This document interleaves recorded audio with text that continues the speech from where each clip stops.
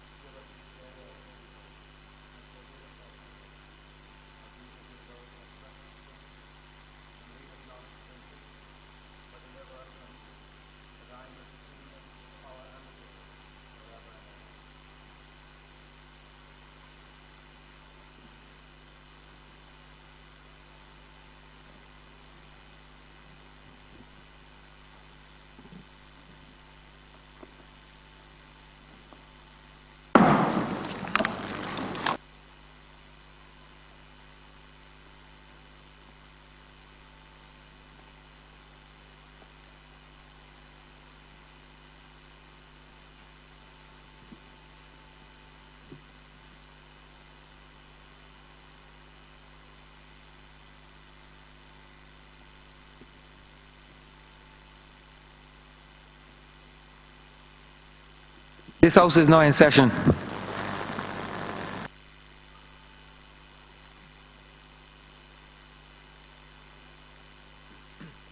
Minutes of the meeting held Tuesday, 27th of November 2018.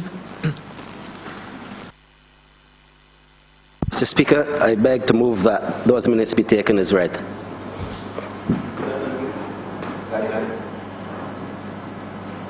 If there are no observations or corrections, let those minutes stand confirmed.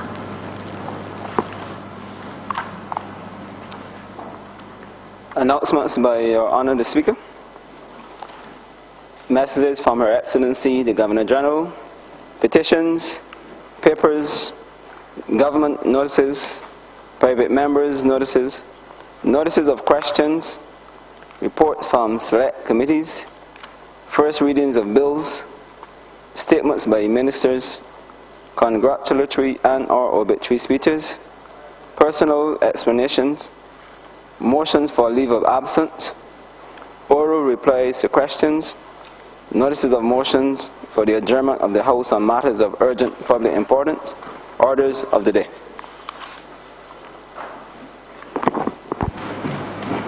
Mr. Speaker, I beg to move the suspension of standing orders 6, 16, 18, 20, 42, 5, 43, and 44 be suspended for the remainder of the day's sitting. The question is that the aforementioned standing orders be suspended for the remainder of the day's sitting. All those honourable members in favour, please say aye. Those against, please say no. We think the ayes have it. The aforementioned standing orders are so suspended. Private members' business. Order number 2.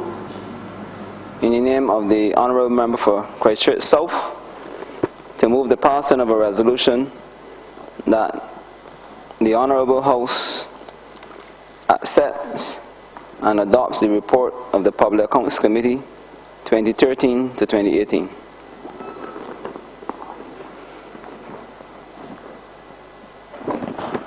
Honourable Member for St. Philip West. Thank you, Mr. Speaker. I rise to lend my voice to what has been, in my opinion, a real revelation of how the past administration dealt with governance in this country. Most folks who know me would know that I am probably, as they know me as a former life, a Calypsonian and stuff, they would know that I would be one of the most proud persons as a Barbadian. But the last 10 years has, in many ways, been disturbing for me, Mr. Speaker.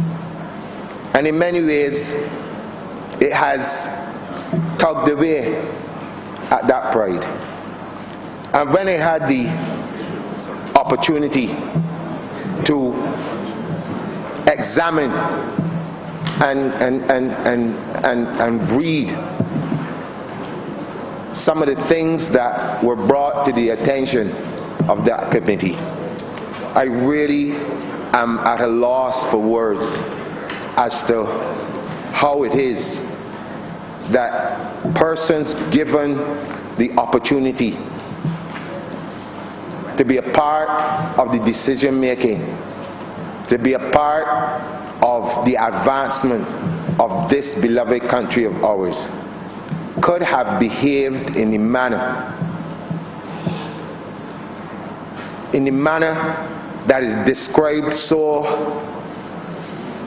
like I said, it is unbelievable that persons who call themselves Barbadians could operate in such a manner. And what I find most disturbing is that when the committee itself sought to at least try to understand what it was that caused these members, and I can only refer to them as members, Mr. Speaker. I refuse to use the word honourable. I will call them members.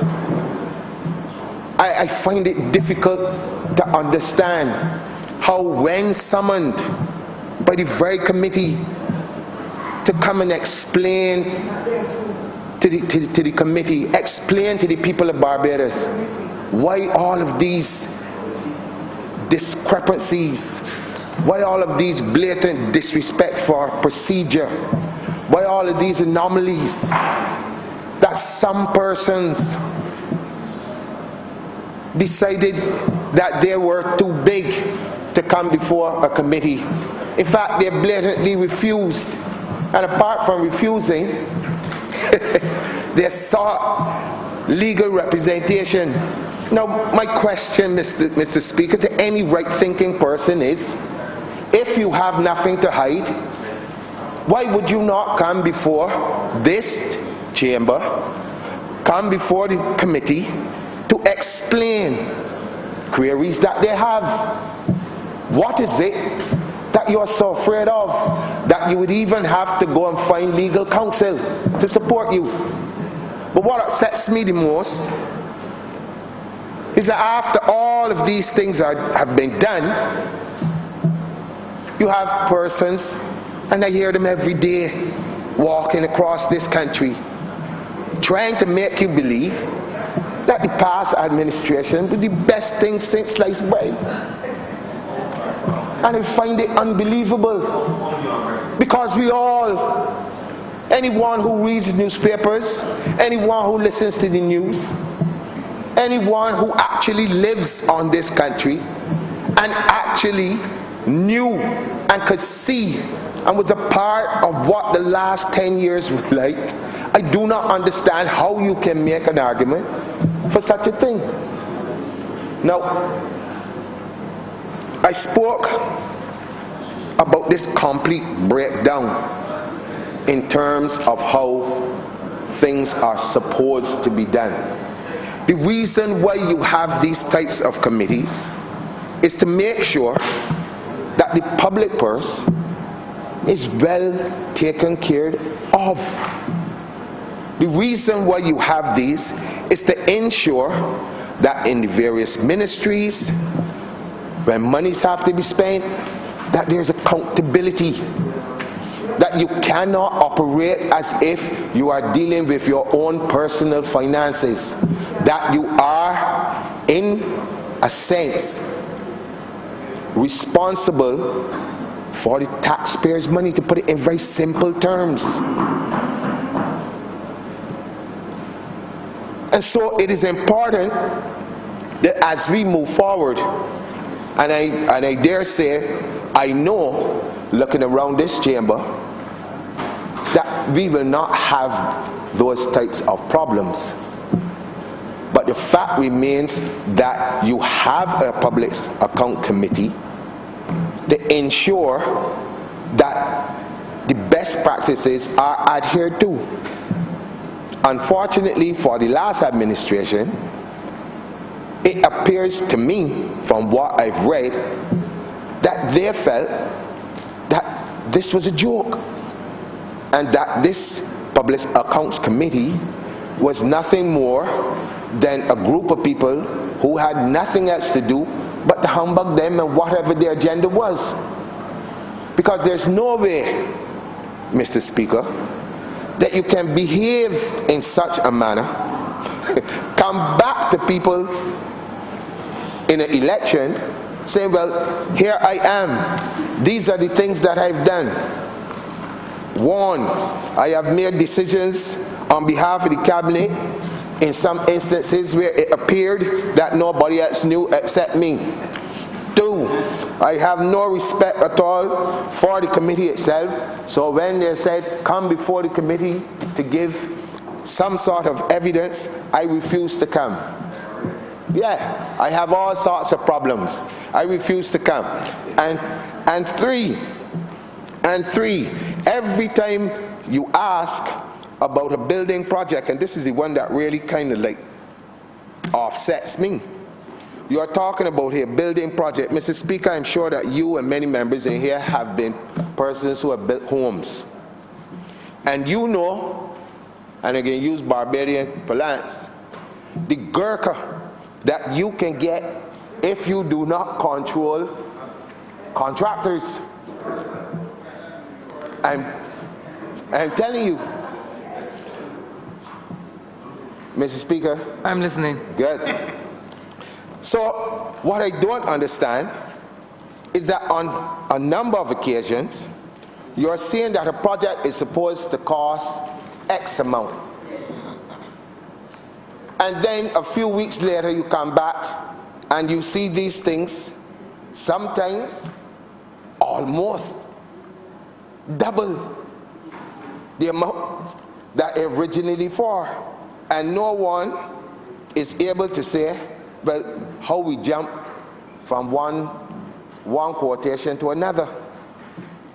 And I know in my own life that if I am doing a project, I got to try hard to stay within budget because I know how hard it is that I had to work for my money. But it appeared to me that some people felt that, you know what, it is not my money, so therefore I can behave any way I like because it doesn't affect me. Because at the end of the month, I am still going to get my salary and it doesn't matter.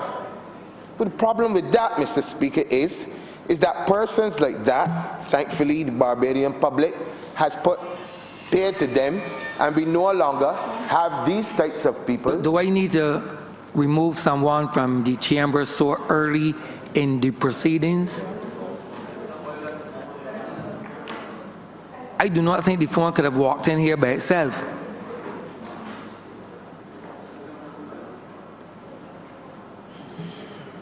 You know, in another place, the phone is confiscated and there's a cost attached. It is very possible that the standing orders of this Honourable Chamber might be forced to be changed to inflict punishment for members who callously disregard the standing orders of this Honourable Chamber. I say no more. Continue, Honourable Member. Thank you, Mr. Speaker. So, as I was saying, these persons seem to have had absolutely no respect for procedure, no respect for the very persons who put them in the positions that they found themselves in, and no respect at all for themselves. And that in itself is a travesty. You know, it is, in my mind, the ultimate privilege to be able to walk into these chambers, to be able to give back to a country that has given every single one of us all that we have and all that we've achieved. And for myself, Mr. Speaker, it is a bit different, because it is no secret that I am of Barbadian parents, but I was actually born in England. And everything, Mr. Speaker, that I have attained in this life, be it from education to the ability to go after my dreams as an artist, to the ability to go after my dreams of being one day able to give back to the country that has given to me, which is what I'm doing now, and which I will take very, very seriously. It is hard to comprehend that those persons who would have had the privilege to be actually born on this blessed land, to have all of those things without having any problems at all, that they could then turn around when the opportunity presents itself for them to do something positive for their country, to behave in such a manner. What it has done, though, is that it has given me even more resolve to ensure that anything that I get involved in and anything that I do on behalf of the people of this country is done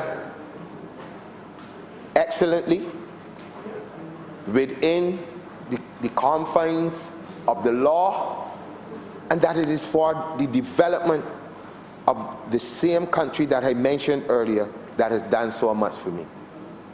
The unfortunate thing coming out of the committee's report is that when some of the things were exposed in the communities, that we who now grace these halls are under more pressure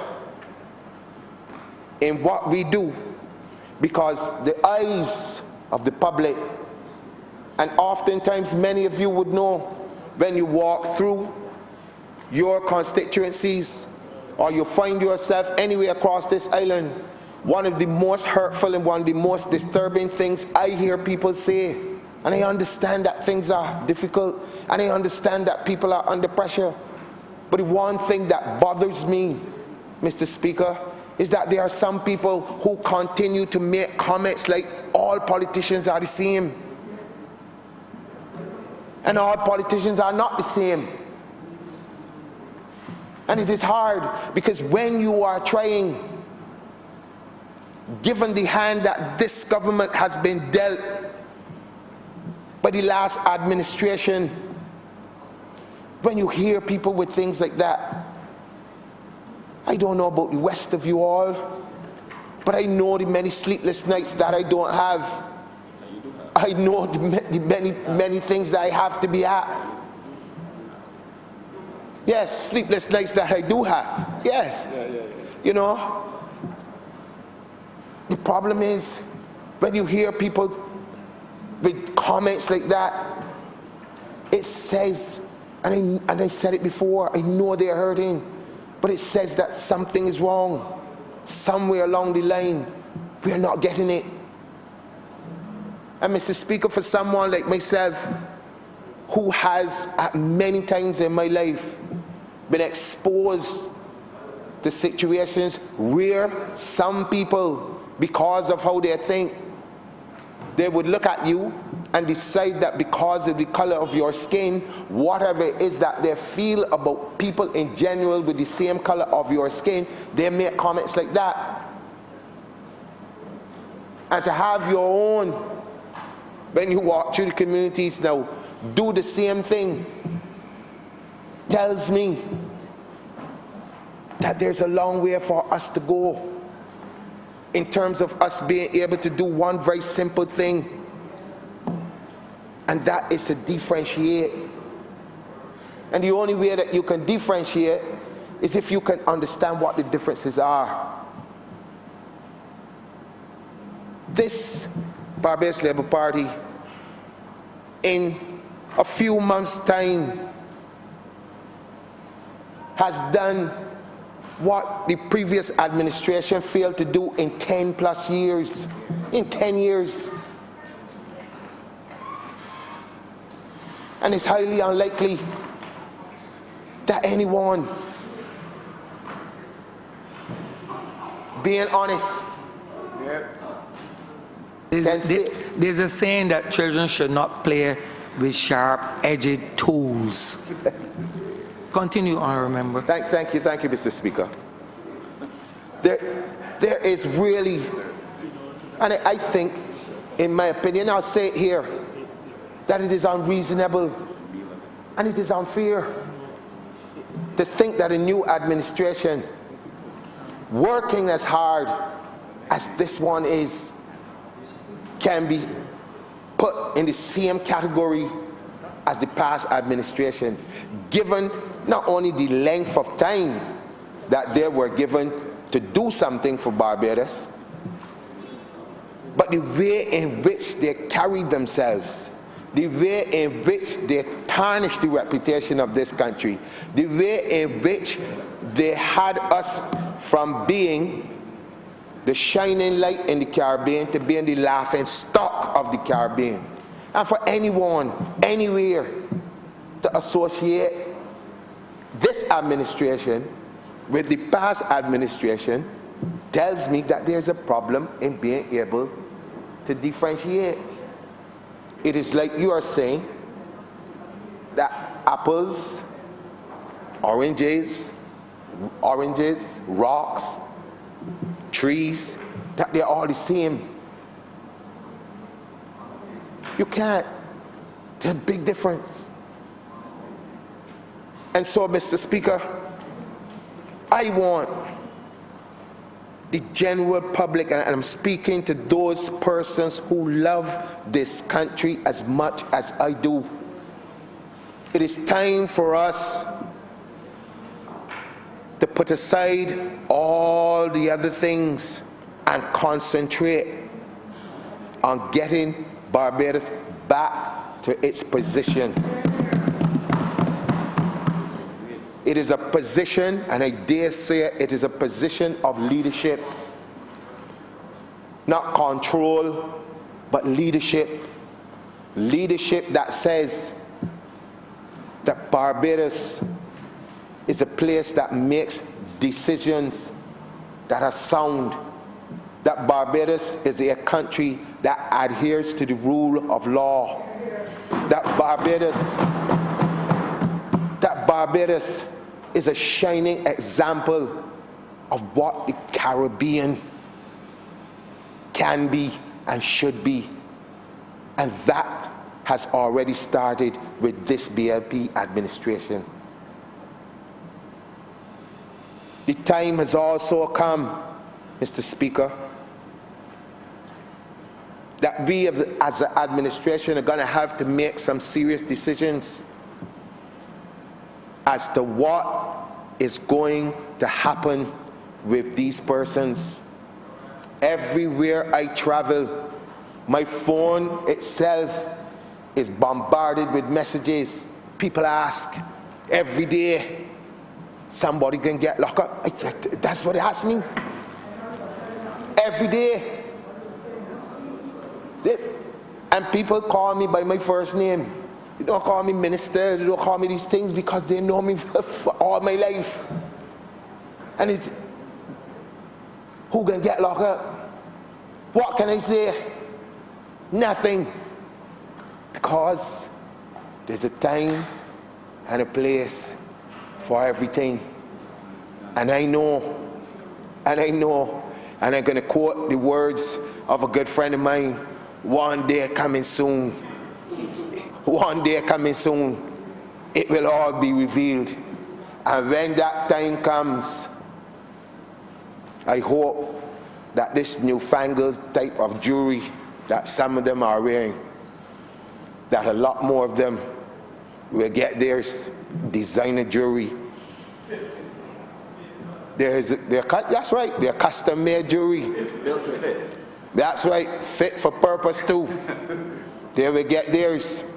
Because some of them are raising their heads in the society and keeping a lot of noise and getting on like if nothing was done and everybody's scotch-free. Well, Mr. Speaker, I'll tell you this, and I said in public, if it is with my last breath, it can't get on so. cannot. The country did not deserve it. I have children just like anybody else. I want to see my children grow in a society where they are proud of the persons who lead it. I want to see my children grow in a society where it is because of their character that they move forward. It is because of their hard work that they move forward, not because they are friends of anyone, not because they have to sell their souls, not because they think that they are better than anybody else and they may find themselves in a position where they can take advantage of certain situations. I want my children to understand that they are part of a society, that if the weakest link in the society is suffering, that we all are suffering. It cannot be that we turn a blind eye or we pretend and bury our heads in the sand because of our affiliations to whatever it is. That the last 10 years, the administration, yes, Minister, they were lost, but the unfortunate thing about it is that when they may have been lost to us as a period of non-progress, but they are not lost to the historians, because to the historians, that last 10 years is going to be a monumental blotch on the history of Barbados. And so we, coming in now, have the job of repairing the damage. We have to also bear the brunt of the frustration of people. And it makes our job even more pressing, in that we now have to change mindsets, give people confidence again in the people that come to put themselves to serve, give people confidence that people have their best interests at heart, give people confidence that the decisions that we are taking are going to bear fruit in the near future. Right. And all of this, and I don't think any other administration coming in as a new one has to bear the kind of pressure that this administration has. From one government to the next, Barbados has always in the past, and I go to cricket terms, had some sort of a good wicket to bat on. Not the best, but good. We find ourselves with a destroyed economy, destroyed confidence, destroyed procedures.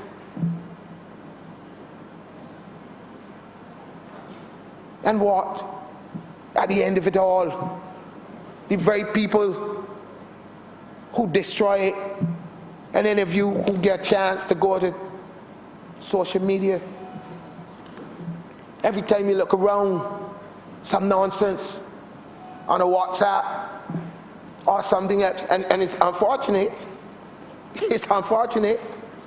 that that report has not been laid in this house yet.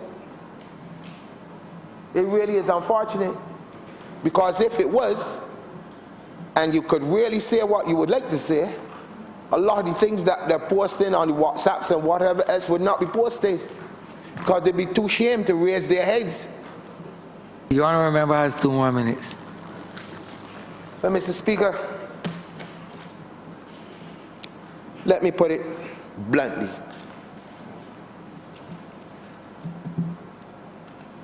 I am not usually ashamed of being a Barbadian.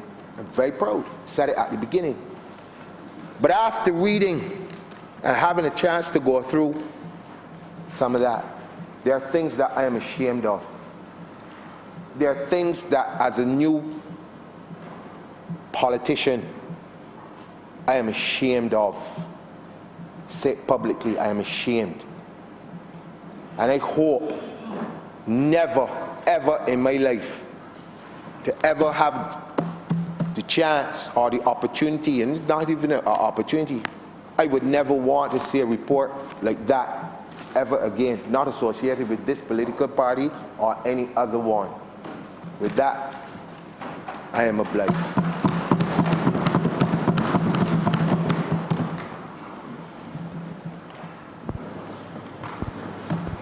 The honourable member for St. Michael South.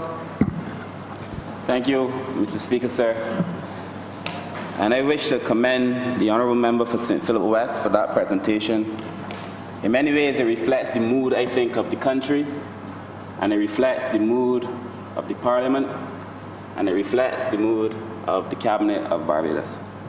Like him, sir, I take it as a privilege to be in this honourable place. I know that the people of St. Michael South had options, though in this case, not a very good one on the other side. But I know that people have choices to make, and I am thankful every day that they chose me, Mr. Speaker, sir. And I know that we are elected by the people, for the people, and to serve the people. And that there's not a single day where I leave my house on mornings. You know, when I get dressed and I put on this suit and tie, and I look into the mirror and I tell myself, well, you don't look bad today, or you look bad today. Yeah, all this is just things. Means nothing. Because at the end of the day, sir, we are only here as conduits to the improvement of somebody else's affairs. And there's sometimes when I have to look at myself in the mirror and I ask myself, when I account for my stewardship on a daily basis, am I worthy now of the position that I was able to somehow inherit? Because we must also account to ourselves. And invariably, Mr. Speaker, sir, we all have to account to God.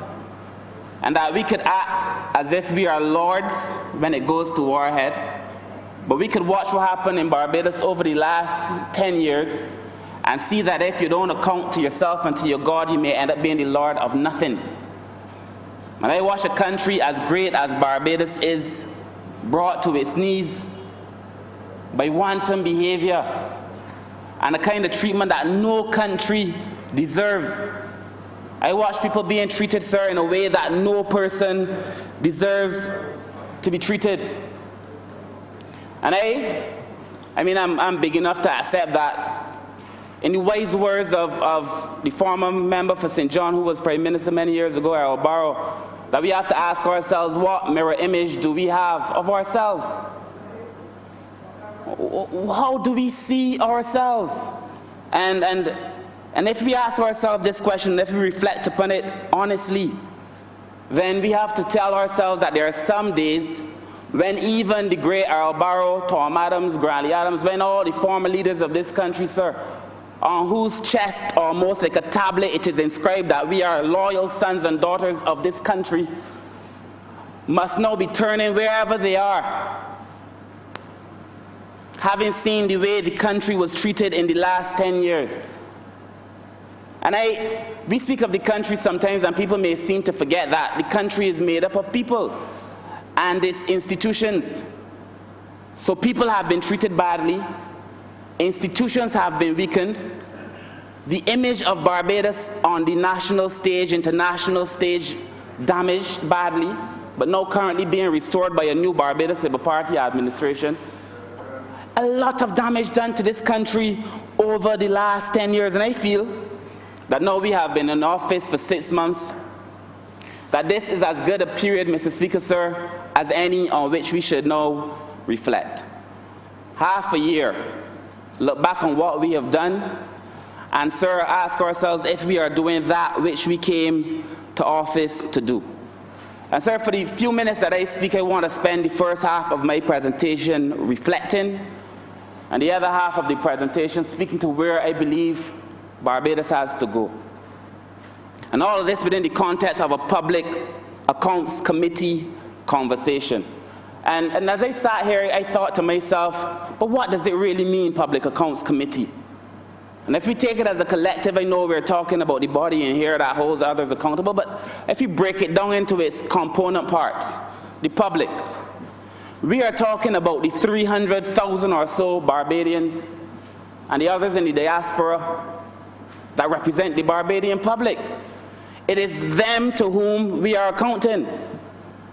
It wasn't to the Honourable Member for St. Michael Northeast when she was opposition leader. It was to the people. The 300,000 or so Barbadians who represent the public. And sir, what do we mean when we say accounts? Well, directly we are talking about finances, of course, but indirectly we are talking about all things of accountability. And in leadership, and I wish to read, sir, in leadership, accountability is the acknowledgement and assumption of responsibility for action, for products, decisions, and policies, including the administration's governance and implementation within the scope of the role of employment. Sir, it is a big thing. It is about being answerable to somebody. And there can be no accountability if there is no accounting. So if a government determines that they refuse to go before a public accounts committee, they are in fact confessing that they are refusing to be held accountable for the things that they have done. Because the moment you determine you are so big that you don't have to account to anybody, you are a lord unto yourself, a law unto yourself as well, then you are saying that you don't have to account to anybody in this country. But it is unfortunate that people in Barbados only realize that they have power every 5 years. Because the reality is that people in Barbados have power every single day. And they felt it in the last election when the people said, we've had enough of this. Enough is enough. That is why I feel on mornings or on evenings, if you don't do it daily, weekly, you must look yourself in the mirror and ask yourself the same question that Earl Barra asked. What mirror image do I now have of myself? Am I serving in the interest of the people who elected me to be here? Am I doing justice to that? Sir, we have a legacy in Barbados that is so proud and so rich. The people who occupy this chamber are men and women of such esteem in this country and across the world that I feel as if every time I do something, I am carrying on my shoulders, sir, the history of a country that stands heads and shoulders above others because they have done it so well. And it is a severe injustice for us to occupy these chambers and lower what is expected of people who occupy this place. And Mr. Speaker, sir, no matter how you spin it, no matter how low you set your expectations for the former government, they found a way to live down to your expectations and then found themselves even lower in every possible aspect of governance. It was almost painful. And there are times, Mr. Speaker, sir, for all of us, we are politicians, of course, but before we are politicians, we are Barbadians first. And there were times when I was wishing that at least they would get something right. Because if they got something right, at least then Barbadians would be able to benefit. But you can't get anything right and then turning around now and using the same institutions of government to bribe people with the things that belong to them. So in order for you to get a house, you got to do all kinds of things with the Minister of Housing. In order for you to get a promotion, you got to do all kinds of things. If you want to get ahead in life, if you want access to welfare, if you want buy your income tax, things that are yours already, you don't have to pay for what is yours. But you have to do things to be able to benefit from the things that are yours. It is wrong. And therefore, I felt it was prudent and necessary and a good thing that the Public Accounts Committee would call these people to order. But because they're lords and laws unto themselves, they refuse to come before the Public Accounts Committee. And so I feel, Mr. Speaker, sir, that every time I come in this place, sir, I will treat this place, and of course you, with the reverence, the respect, and the regard that should be shown to you, and to this place, and to the people who put us in this place. Because that is what we are supposed to do. And this is perhaps the most serious governing body in the country, lawmaking body in the country. And we have to pay a particular amount of reverence to it, and to the systems, and to the institutions, And therefore, to the Public Accounts Committee, when it is called, and if you're called before the Public Accounts Committee, one would expect that you would show yourself to it and present yourself like an ordinary Barbadian. But the problem is that in the last 10 years, a lot of these men and women began to feel as if they were not ordinary. That some men are created equal, but some are more equal than others. George Orwell. George Orwell, sir, Animal Farm, you're with me. And it is a crying shame. And the Honourable Member for St. Philip West hit the nail on the head, because now we are dealing with a Barbadian public that is so sensitive, because they were hurt by the last administration, so that even if we are genuine and transparent and consistently accountable, they have been hurt. And sir, the capacity to trust is not at the level that it used to be. But I have the blessed assurance that this Barbados Labour Party administration, under the leadership of the Honourable Prime Minister, will restore the trust to the people of this country based on our works. And so let us reflect. The former member for St. Lucie recently reported that the report from the PAC was a fabrication. He called it a fabrication.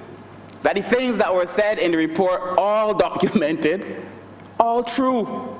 Comments by public servants, all true and documented, is a fabrication because he said so. Absolutely. The Honourable Member for St. James Central turns to him all the time. But I am saying he called it a fabrication when the facts are very clear. We know, for example, that land was sold in Lancaster for a price that it was a lot less than it was worth. And nobody knows why, through a directive from the former member for St. Lucie. The former member for St. Philip North, everybody knows how he conducted himself. I won't say in this honourable place, sir. I am not allowed to do it, I'm sure. But Mr. Speaker, sir, everybody knows how he conducted himself. At best, he was accused of micromanaging. And I say he's guilty of macro mismanaging. And that no matter how you look at what happened under that stewardship, nothing good came of it. The former member for St. Michael's South Central, who used to act as Prime Minister every now and then, and every time I look at the now and present member for St. Michael's South Central, I am thankful for ridding the country of that. Claiming that he was not afraid of the Public Accounts Committee, but yet at every angle, every opportunity, finding a way to stop it, the report or the committee somehow from being heard. It is a crying shame. The former member for St. John, when she was deputy chair, I think, of the committee, refused to let the PAC report be tabled. And then, if that were not bad enough, the former member for St. Michael's South, the former Prime Minister of the country, cancelled the whole sitting of Parliament on a time when the PAC was supposed to be reported on, cancelled the whole sitting of Parliament so that the report could not be heard. Each and every one complicit, sir, in the sin, refusing to be held accountable for their actions in this country, spending the public's resources as if it is theirs. You have to walk through Valerie, the housing scheme in Valerie, and you see what was done there for the money that was paid. And you know that that cannot be the best way to spend people's money. I'm sure the Honourable Member for St. Michael's South Central is spending time and time there dealing with the complaints. Look in the grotto in St. Michael's South. The amount of money that was spent there to have a building closed up, then to watch the tiles come off the ground, the sinks falling apart, Mr. Speaker, sir. We know that is not the way to spend the public's money. And nobody in St. Michael's South Central, none of the boys there in Carrington Village or Britain's Hill, couldn't get no work when the building the place. And nobody who lives in the surrounding areas couldn't get in to live in the houses after they finish. So they did a terrible job in the construction. They did not allow the people who live in the area to make a living while they were constructing it. Over budget on both projects by significant amounts, and then the people who live now in the place weren't from the areas that came around, and the people who live there now are being exposed to some conditions that they should never be exposed to in government housing. Sin after sin after sin. And why? Because they feel or felt that they did not have to account to anybody for any action that they did in this country. And Mr. Speaker, sir, it did not only stop there in housing. I now have responsibility for the port.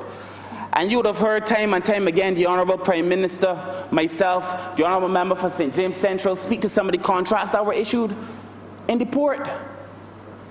And you have to ask yourself if they feel that this was monopoly money. Hey, monopoly money? And monopoly people?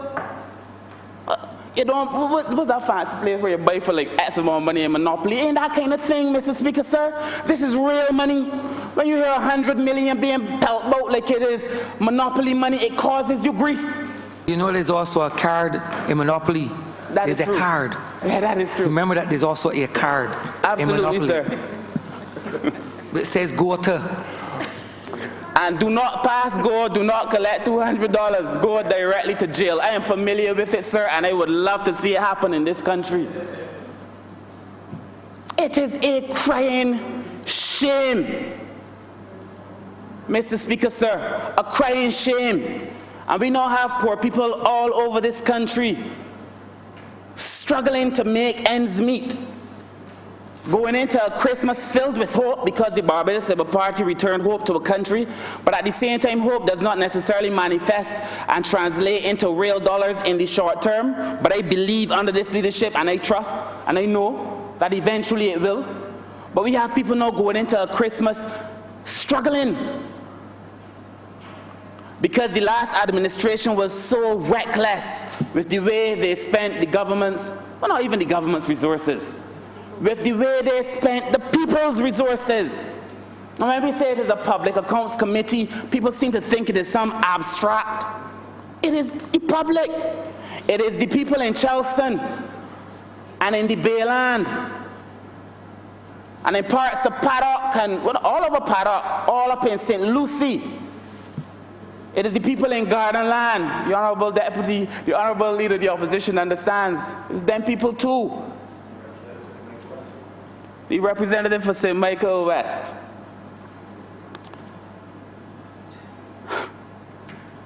And it is a heavy burden to carry. During the course of the election, the former Prime Minister would often say he has not lost sleep over anything. He said so time and time again. I don't lose sleep over these things. He ain't losing the sleep. I heard the current Prime Minister, the Honourable Member for St. Michael Northwest, speak to the Honourable Northeast, speak to how often she loses sleep. The Honourable Member for St. Philip West spoke to how often he loses sleep. I am sure, Mr. Speaker, sir, that you lose sleep too, thinking about the welfare of your people. Well, there ain't no shame in saying that you've lost sleep. When you're carrying the burdens of a people on your shoulders, you have to lose sleep. And the former member for St. Michael South constantly, I don't lose sleep over none of these things. They say, nothing, I'm a big day racehorse. All kinds of foolishness in the affairs of people. He's a big day racehorse and he's a sleeping giant. And what mirror image do you have of yourself? There is a meme that circulates on Facebook. It is a cat looking into a mirror seeing a lion. I feel that these men were like mice, looking into mirrors and seeing hippos or something, thinking they are so much grander than they were, trampling on the affairs of people. It is wrong, and I lose sleep over it because it is not right. I have to lose sleep when the people tell me that they can't feed the children, or when over the last few years poor people's children couldn't afford to go to university. And you're giving away $200 million contracts in the port like it's monopoly money. Not even following proper procedures. No tendering. when you are instructing people to act in ways outside of the directive of the cabinet. It is wrong. So when the Public Accounts Committee call you to account to the public, then you should come. You're man enough to do it, my mother used to say. You're a big man, you're big enough to do it. Well, you're big enough for these licks. May 24th, big enough for them licks. And as God is my judge, and according to the member for St. Philip West, it can't done so, because somebody got to pay for what happened in this country. Somebody. It is not right, Mr. Speaker, sir. And I want to spend the last few minutes, Mr. Speaker, sir, speaking about where I feel this country now has to go. Because we inherited, for the most part, the most unfortunate of conditions. We did. We came into office where the economic situation was rough. Our finances were bad. 6 months later, we've done what we've had to do to restore order and discipline to the finances. We found a situation, sir, where the social fabric of this society was falling apart. In the election, I often used to say that we, all of us, are threads in the fabric of humanity. All of us. So that one person can't suffer and the next person don't feel it. All of us. And we inherited a situation, Mr. Speaker, sir, where the social fabric of our society was being torn and falling apart. We've been disciplined, sir, in trying to restore faith through the trust loan so poor people can make $1, strengthening the welfare department with the $5 million that the Honourable Member for St. Thomas is seeing over to make sure that poor people can eat the food in this country, making it proper and right as it should be, that poor people's children can go to university and not have to pay for it. There are people who tell me of all the things that this Barbados Labour Party have done, they are most thankful for the fact that now their children can go to university and get the same opportunities that the last administration had before they kicked down the ladder on poor people. Wrong. But we have now, sir, to fix a lot of these wrongs, sir, in the limited time that we had in the first 6 months, and we are a very positive, very optimistic, very hopeful government. I think, sir, about my ministry in the blue economy, and I won't spend a lot of time on it because we have a lot of things that will be brought to this house very soon, and I will speak then. But at the same time, I believe that there is a whole set of opportunity awaiting Barbados. There is. And that the Prime Minister made me Minister of the Blue Economy, and ministries and governments across the world don't want to have a conversation with Barbados. People are saying to themselves, what is going on again now in Barbados in a positive way? It is almost as if Barbados was absent from the world stage for 10 years. And in fact, it may not be so bad that Barbados was seen to be absent, because indeed the cases where Barbados was present in the last 10 years, it was embarrassing. We now have a situation, sir, where the Honourable Member for St. James South can speak with the kind of dignity, knowledge, intellect, educational matters relating to foreign affairs and trade in a way that makes me feel good every time she does. The Honourable Member for St. Philip West, when we're talking now about where we're going with culture, Mr. Speaker, sir, every time he speaks, I feel good. I am saying, Mr. Speaker, sir, that we are all in this thing together.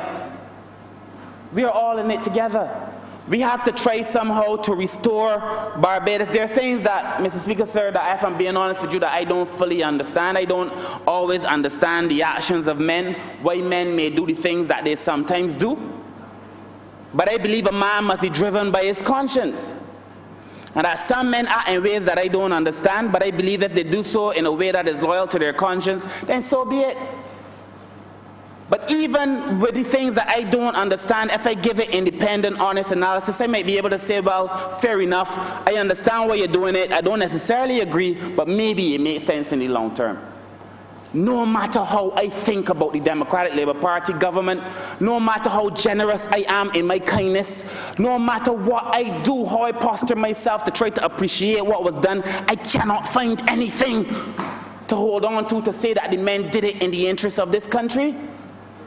I cannot find anything to say they did it in the interest of this country, Mr. Speaker, sir. And sir, this Barbados, in case anybody was introduced to Barbados in the last 10 years, thinking us to be a fragile people, a cowardly people, and in many cases an unintelligent people because of the way we conducted ourselves, this is the real Barbados that the Barbados Labour Party is now showing the people. Sir, there has to be discipline. There has to be focus. There has to be a commitment to the people. And by the people, I mean every single Barbadian.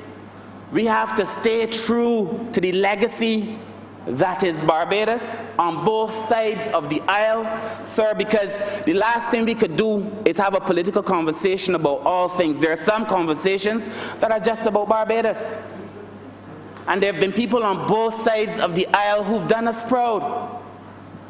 And sir, we have to remember who we are. There is a scene in Lion King where Simba's father is speaking to him and he says, remember who you are. We have to remember who we are.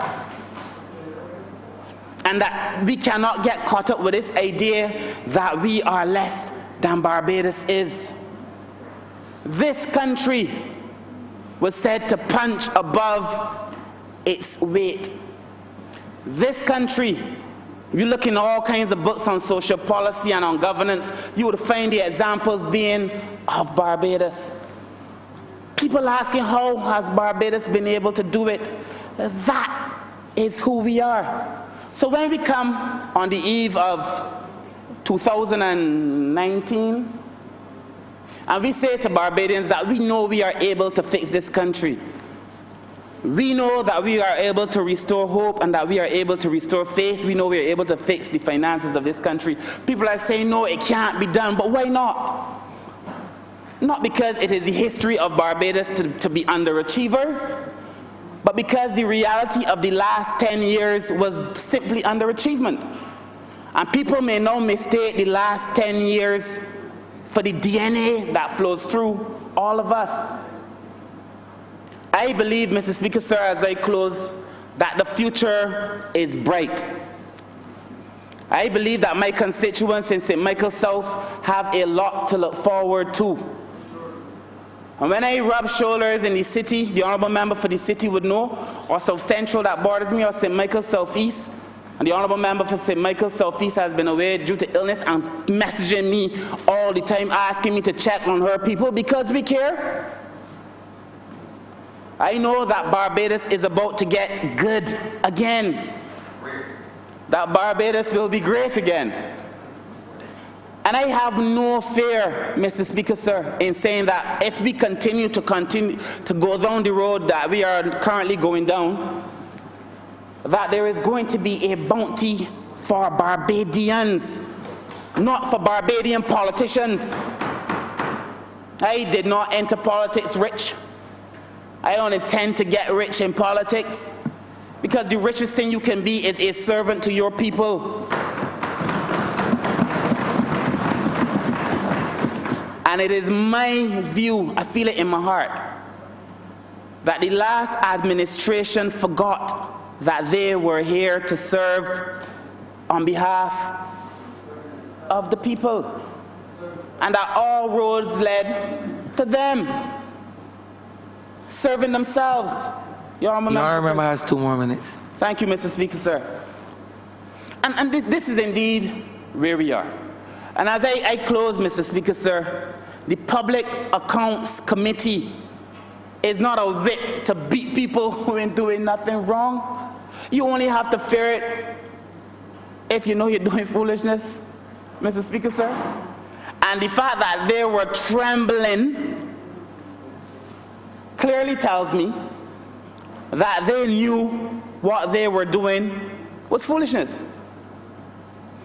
And the fact that we have said as a government that we will be accountable and we will be transparent and that we will declare all of our assets and that we will continuously communicate with the people tells you the kind of government that we intend to be, by the people and for the people of the people. Thank you, Mr. Speaker, sir. I am obliged.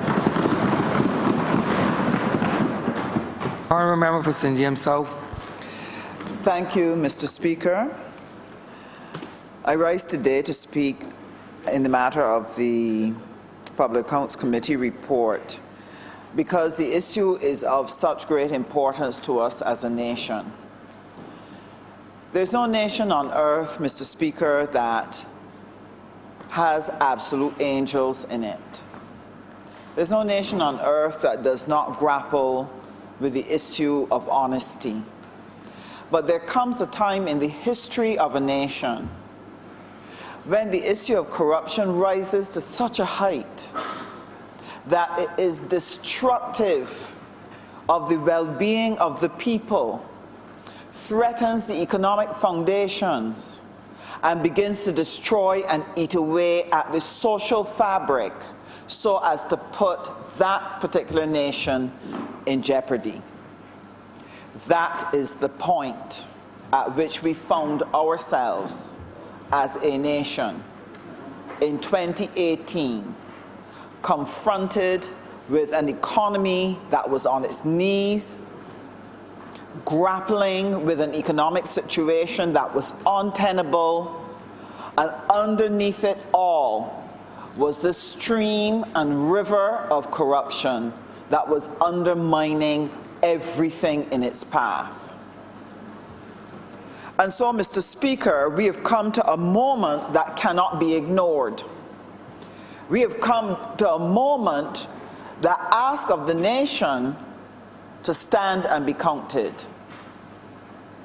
for us to introspect, for us to examine, for us to change course. And I know this appeals to you, Mr. Speaker, because you stand for justice. You stand for integrity. And therefore, this PAC report is one that, as Barbadians, we must gather around, not only to condemn the acts that have taken place in our name, not only to cry for justice, but to ask ourselves the question, what is it we are going to do differently that this must not happen again? What are we going to change? And that is what I want to address today, Mr. Speaker, because this is important to the future of our country.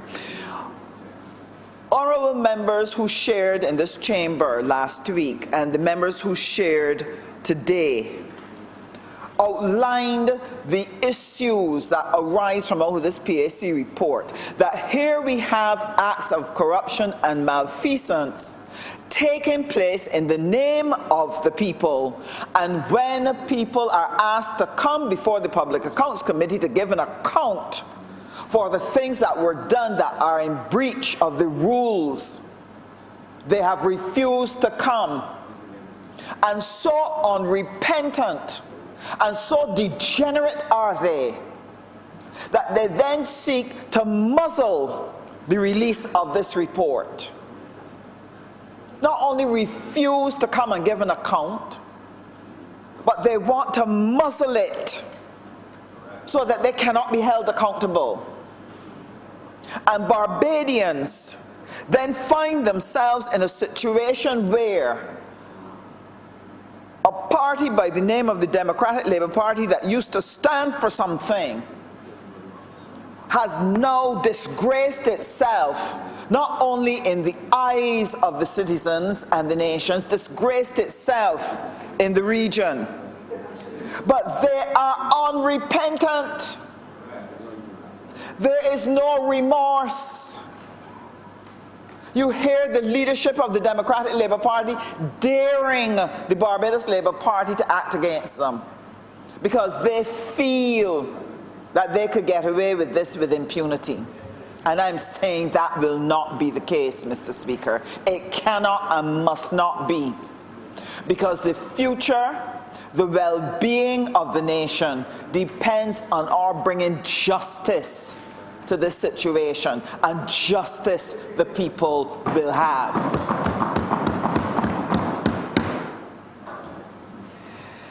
Why is it important that we address this matter? It is because integrity is critical to daily life. For too long in our churches, we are taught that integrity is to be able to get to heaven. That's not what it is for. It is to make life possible on earth, to create certainty for citizens when they are acting and doing the job of living. I must trust that when I go to a doctor, that doctor is going to act with integrity towards me in relation to my health. Otherwise, the health of the nation is at risk. There must be integrity when we are going for our driver's license, that the person is properly examined and is able to pass that driver's test. So when that person sits behind a truck, if they sit behind a bus, if they sit in an ambulance, that people will have the confidence that they will be taken safely to their destination. Integrity makes life possible on earth. That is why it has to be defended. That's why it has to be protected. That is why it cannot be ignored. It cannot. What corruption and malfeasance does, Mr. Speaker, is that it misuses the resources of people and it violates the rights of people. And therefore, if we are to ensure that people are able to live their best life, corruption and malfeasance must be rooted out and brought under control. And I'll explain why, Mr. Speaker. People have only one life to live. We do not know how long or how short it is. And everything I give my time to, I'm giving my life to. So when in all earnestness I get up on mornings, Mr. Speaker, and I go to work, and I seek to do the things in my life to give myself the best life, but I find myself under the rulership or the administration of a government that is willing to misuse my resources, is willing to overtax me in order to replenish it, that they can continue to misuse it, what they do is they destroy my ability to take care of my life, therefore making my time in vain. Barbadians cannot get back the 10 lost years. They cannot recover from the opportunities they were not able to seize or get. Businesses will constantly be playing catch up because of the mismanagement of this economy. Therefore, when you have a Public Accounts Committee that seeks to keep an administration honest, that seeks to ask the questions that must be asked, that seeks to hold people accountable, it must be obeyed. It cannot and must not be ignored. Otherwise, you've given permission for the wholesale plundering of a nation. That is why this is so important. That is one of the reasons why, Mr. Speaker, I volunteered to be on the next Public Accounts Committee. Because integrity is important to good governance and to good living, and that is why citizens must pay careful attention to it. Because when our resources are misused, it means people labor in vain, and it therefore destroys the quality of their life. Therefore, people must act to protect their interests, to advance their dreams, and they can only do so by safeguarding their resources. It means that people must pay attention. But one of the things that has caused me concern is the fact that in Barbados there has been a tendency among some of the citizenry to shrug off corruption as this is an accepted and normal practice. This is par for the course. This is what politicians do. We expect. And a citizenry that will accept that at the highest level will also tolerate people in the marketplace doing the same thing to them. We can't eat the money. They will make excuses for people who violate them, all because they do not want to carry the fight in defense of their lives and in defense of their interests. Now, this is a sad place to be. And I explain why, Mr. Speaker. Because when there is a tolerance for corruption, then there is a tolerance when injury is created on another person's life. And injury occurs to other people's lives when, for example, you go before a ministry, or you go before a court of law, or you go before an entity that has responsibility to facilitate the individual to achieve an objective in their life. It might be a house, it might be a business, it might be to protect some land that they have. But because the entity is not grounded in integrity and it violates that person's right, you have people in the society who then find they cannot get fair and equal treatment with others in the society. And that the people who have control over the system, or have more access to the system, or know more people in the system, are able to get more than their fair share while they perish.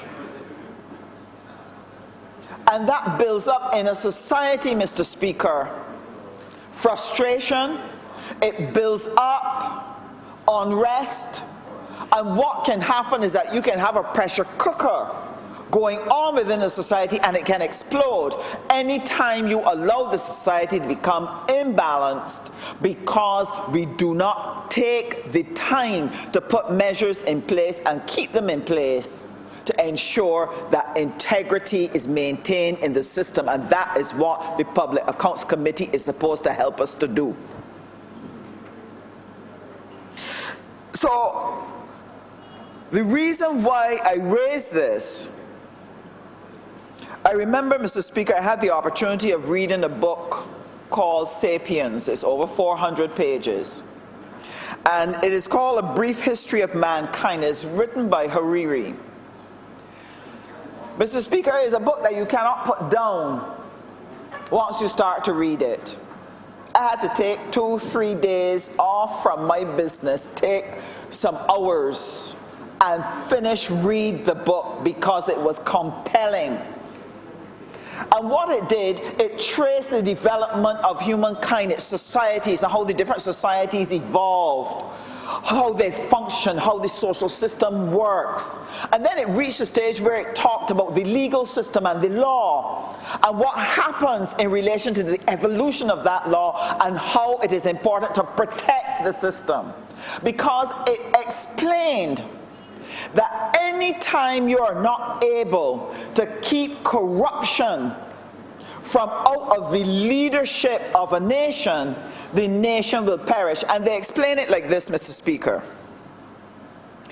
Another writer, Titler, he developed a model from out of it, but I will share it with the chamber and with the nation. It says, societies find themselves in a position of bondage where there is oppression by a small group over the majority. And that deep bondage, when it gets into the psyche of the human, produces a spirit of dependence. And that spirit of dependence allows the bondage to intensify. but it will intensify until people reach a stage of rebelling against it. And when they rebel, what they do is they destroy the system around them because they are seeking freedom and they're seeking democracy. And so that society will go through that evolution and find itself in grave disorder. But what will be produced is freedom, where each man is able to go forward and pursue his or her life because they would have put in place the systems to guarantee and safeguard the citizen in the use of his powers, in the acquisition of his resources, and he is protected by law, and the systems in that society work. Accountability is kept strong in the system. And the continued evolution and unfolding of the freedom will eventually produce prosperity. But prosperity, taken for granted, gradually leads to selfishness. Selfishness begins to come into the system. The sharing and the common good no longer dominates people's minds. People's minds then become dominated by what it is they want for themselves.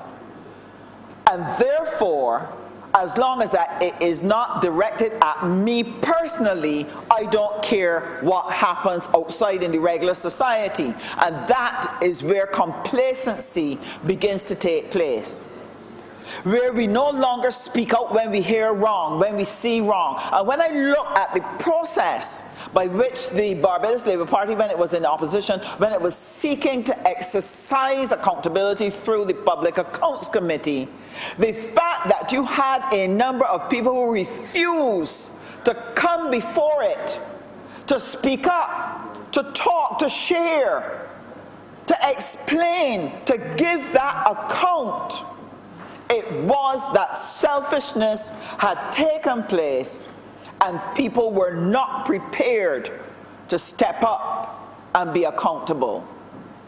And what was happening to the nation at that time? What was the average Barbadian saying?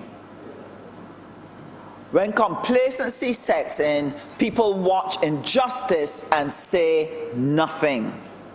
They say nothing. And gradually, as the corruption spreads, as more and more people are affected by it, the spirit of apathy then begins to manifest itself.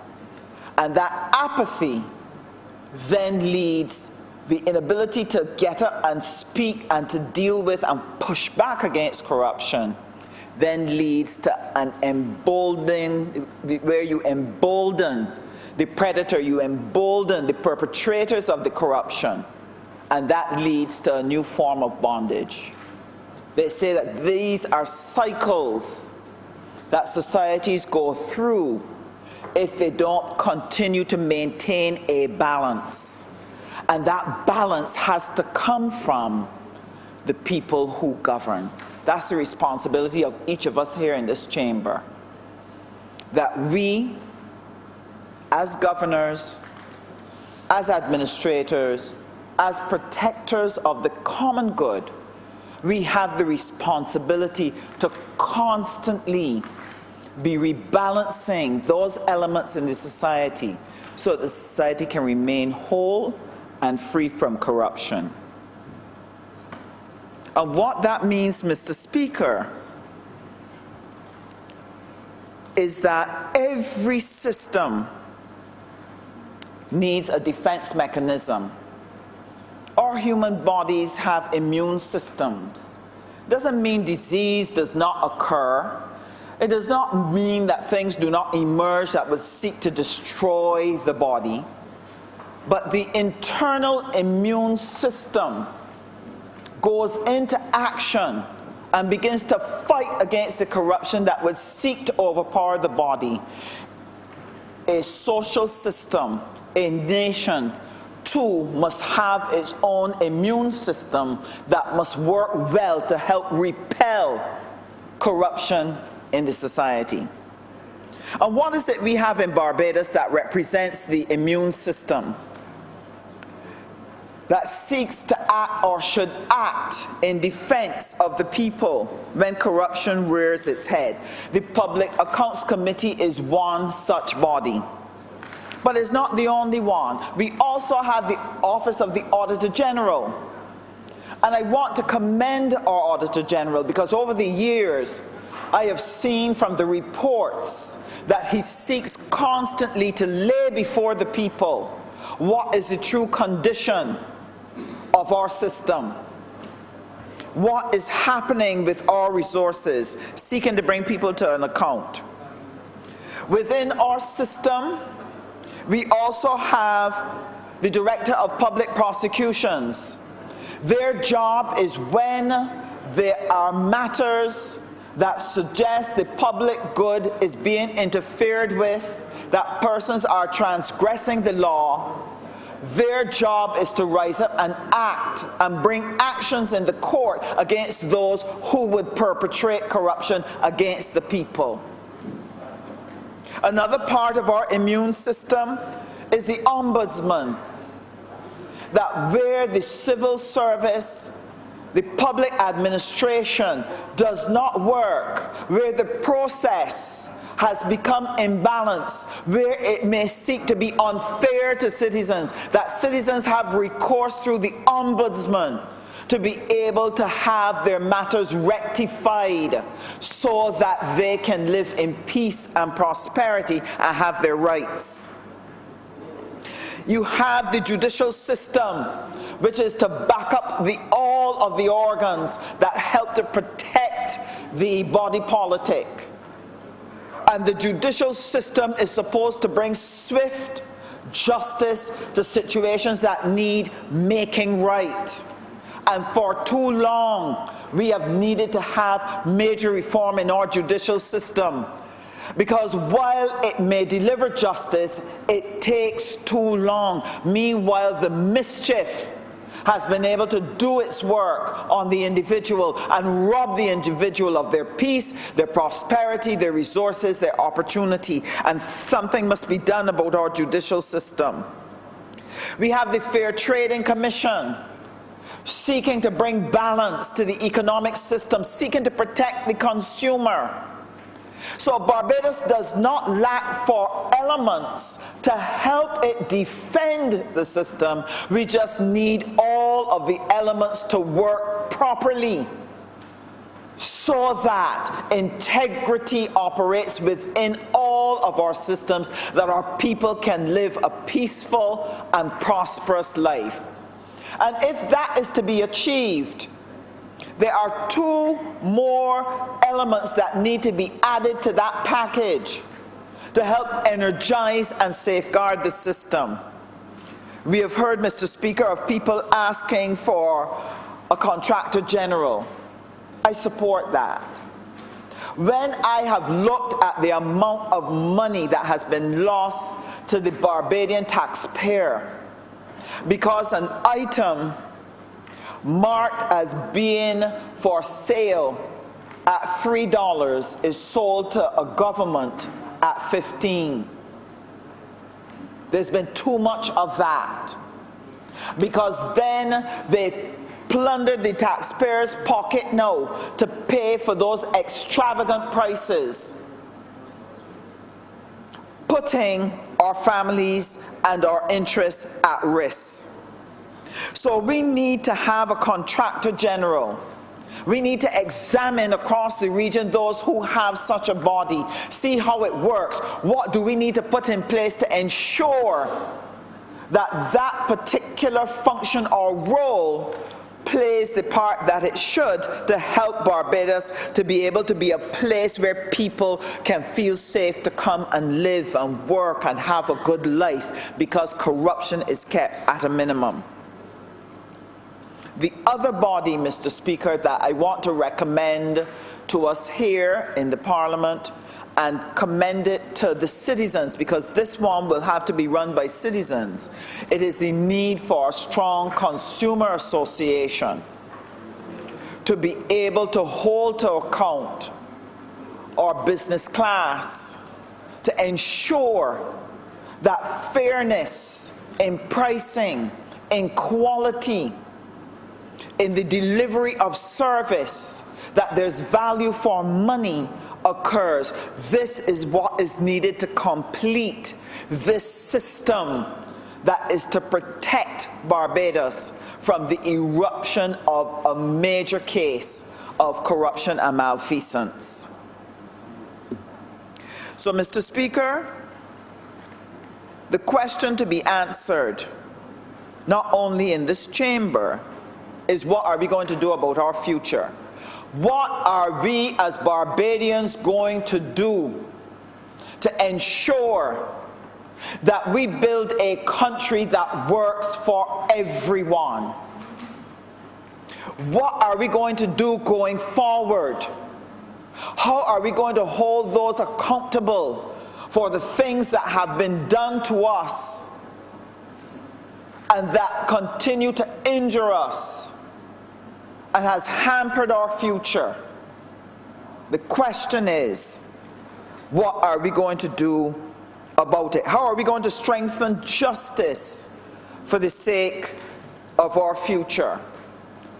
I believe that there are people of goodwill throughout the society, in this chamber, in our civil service, in our churches, in our communities, in our businesses, who want and long for justice and righteousness to be a part of how we do business in Barbados.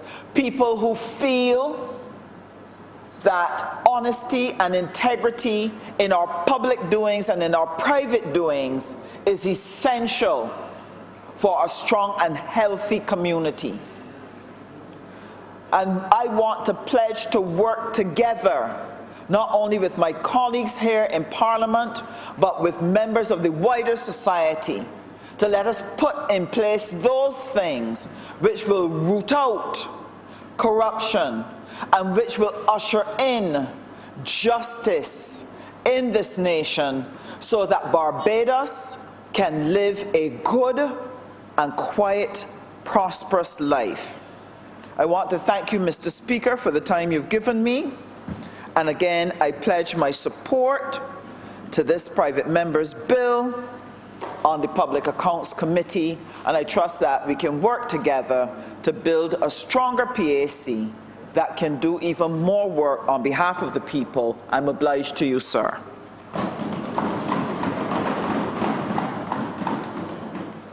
Honourable Member for St. Thomas. Thank you, Mr. Speaker. I wish, sir, to add to this debate, but I want at the outset to remind all of Barbados, and indeed the world, that unless the Lord watches the city, they that labor watcheth in vain. And I believe that the public of Barbados at this time are the best judges of what we do. And when they have the opportunity every 5 years to speak, they do.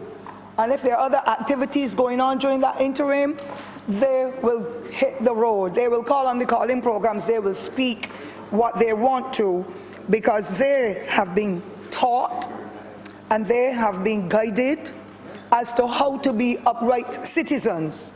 And that is the reason, sir, why we are all here today, with our voices being heard across the world and our actions being followed. Because when persons are given positions of leadership, they must always conform and be the best leaders, because the eyes and the ears and the mouths and every other part of individuals across the societies that they represent are watching and hoping and praying that they will do only the things that are righteous in the sight of the Lord, and are fulfilled as their pledges and performances are fulfilled as a result of what they have promised. And so I refer, sir, to the Democratic Labour Party of 2008, where they won handsomely and they spoke about certain principles.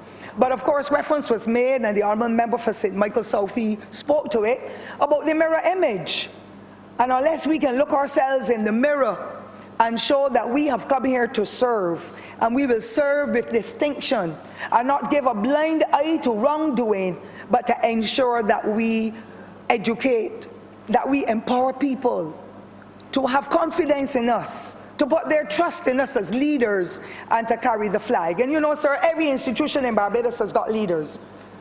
Parliament has the leaders, schools, government offices, private entities.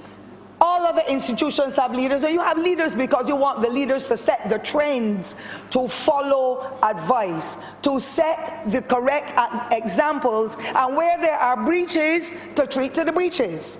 So they spoke in their manifesto, sir, and it was a glossy, beautiful manifesto with lots and lots of pledges, and not even a quarter of them has been fulfilled. They talked about not being friends of all, being friends of all and satellites, and them that mirror image, which the Right Honourable, excellent member, sir, who led them and who founded that party, stood for. And they have destroyed that legacy that that honourable member, sir, had with his team of persons who started up that party. They spoke about justice in freedom, being just in freedom, being just in the sight of the law, being just in equal opportunity, and being just in social relations. All of these ingredients they instituted, and we have watched them year after year in the last decade breach every rule in the book and fall short of the pledges that were made to the public of Barbados.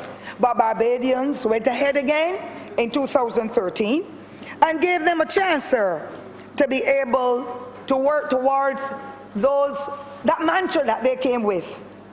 They said, we learn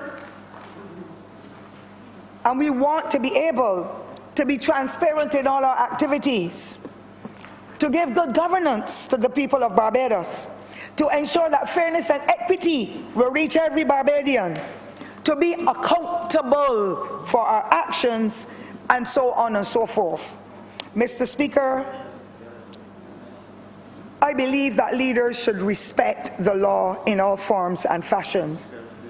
We are at the highest level. The eyes and the ears and the noses and the mouths are on us. And we as parliamentarians, sir, must avoid that Bajan saying that says, do as I say but not as I do. Our children, and we are seeing the cultural penetration, the technology, and all those other influences that are impacting on our children. And when they look at us and see that some of the injustices that are prevailing in the outside world are permeating into our society, where we had leaders of the past who were upright men and women who ensured that every step of their lives, some young man, some young woman, some young boy, some young girl wanted to become a politician, wanted to become a member of parliament, wanted to become a leader at whatever level. And that last administration, sir, destroyed that fabric in a way that startled me. And however we as members on the other side at that time would speak about the infractions that we saw in the newspaper, that we heard of from members of the government offices, and documents that we received, nobody treated to us because they were grandstanding. We are here. Nobody can touch us as though they're the ones that God alone made to be leaders, and they can carry out their roles. They probably, some of them felt as though they were beyond God.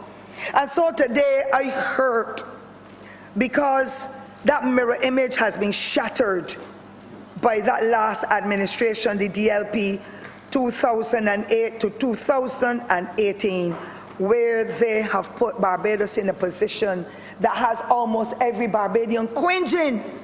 Up until May the 24th, every Barbadian was cringing. What will they think of next? What will they do next to continue to destroy the fabric of our society? They spoke about building a society and not an economy. Mr. Speaker, and if I weren't here, I would say, be jinxed, they destroyed it all too. However, sir, they have sought to destroy both of them, but thank God, proud Barbadians continue to rally behind the Barbados Labour Party and all other leaders in this country who have set the correct example to say we are proud Barbadians, and despite the economic situation, despite the social issues, we are going to band together to build back Barbados and make Barbados again the gem of the Caribbean, because that's where we were in 2008 when the government changed. And we must work together to put back our country as leaders in here. and make a difference so that politicians will no longer be put into one big pot and lumped as them that coming to get rich. They only think about themselves. They ain't care about a fella. They want to get rich. They don't even add on or die trying. And I thank God that none of the others has died in any way. I will never wish that for them. I can't say that I love God whom I cannot see, but I hate my brother whom I can see. I dislike the attitude, the mentality, the bad behavior, and the wrongdoings that they have been accused of. And this Public Accounts Committee, sir, has given us the information that half of them need to go before a court of law and answer for the malpractices that are identified here. That's not the only one, you know, sir. There are so many others. If you go to 2016, the institutions that you can see, sir, where money was passed on to contractors and to individuals and families and friends of the Democratic Labour Party, sir, and not a single item. No work done. No parts were brought in for the projects they were doing. The Barbados Water Authority in particular, where US $200 and something thousand were spent when it was 200 and something thousand Barbadian dollars, not a washer for the Water Authority, not a length of pipe. Nothing came in, and the money was spent, Mr. Speaker, sir. We know the names of the individuals who were involved. I want them to be brought to justice, as we are looking at this one here, sir, to do with the Ministry of Housing and so on. Mr. Speaker, sir, the Democratic Labour Party for those last few years in government operated like a ship without a rudder. The Honourable Prime Minister, sir, seemed to be, well, he went to sleep. He said that we have now awakened the sleeping giant. And everybody else, no respect for man, woman, or child.